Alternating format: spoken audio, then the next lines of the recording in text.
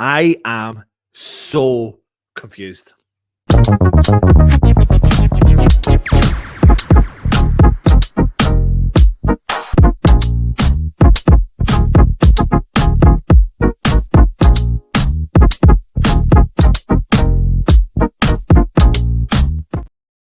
Listen, I'm your half glass full West Ham fan. I always lean on the side of positivity, even when things are so crap and have been so crap over the last 2 months. I've always tried to find a positive, and then even I get to the end of my tether with some of the decision making that's been going on at West Ham. You take time to compute these things. It's tougher for, say, us on these programs, YouTube channels, etc., because you've got to put your opinion out there straight away. And sometimes you've got to get the chance to really think about it, compute what has actually gone on.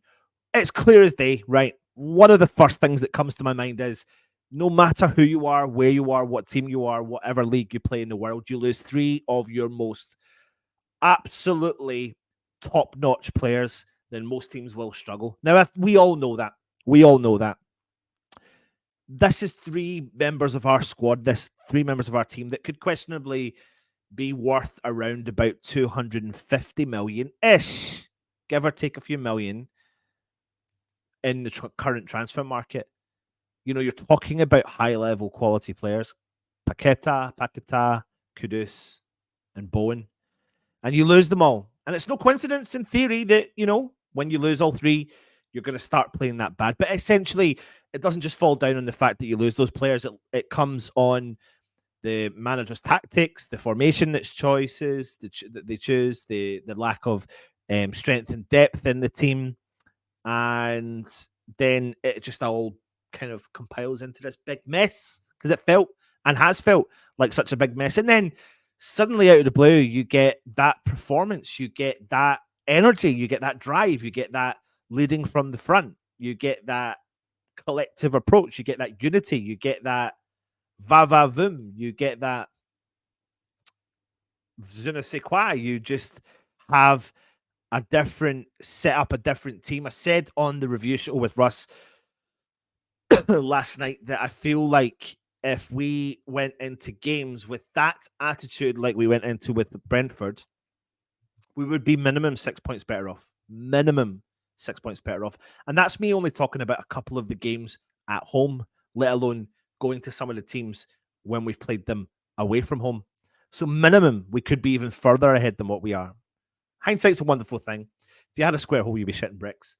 All that sort of stuff. But the simple thing is, I am confused. I am confused at why West Ham seem to really chop and change. Is it literally because David Moyes is under a lot of pressure and he knows he needs to go out there and win the game? We've had it so many times in the last few years, in the last 18 months, in the last 12 months, when you feel like he's got one or two games to turn it around, that he does turn it around. But sometimes you feel that they creep over, but you'd never really get a performance like that. That reminded me tonight of the Carabao Cup game against Arsenal at home when we demolished them. We took the game to them and we won it. And that's what we did tonight. But the key part was you have your Paqueta, you have your Bowen, and you have your Kudos. And if you don't have them, I don't think you can do it. And I suppose that's why David Moyes goes on to the side of,